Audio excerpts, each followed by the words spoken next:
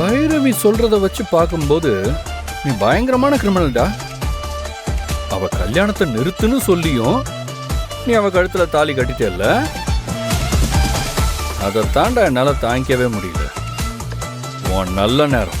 நான் அப்ப இங்க இல்லை. ஒருவேளை நான் இருந்திருந்தேன்னா அன்னைக்கே பைரவியை தொட்டு தாலி கட்டின அந்த கையை உடைச்சிருப்பேன்.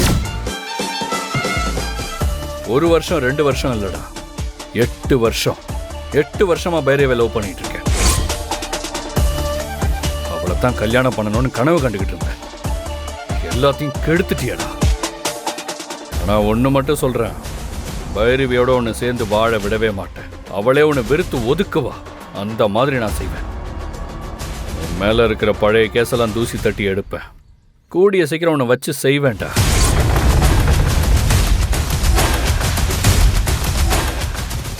அண்ணா, ஃபங்க்ஷனுக்கு டைம் ஆயிடுச்சுண்ணே. உன்னை கூப்பிடுறாங்க. இதோ வரேன்.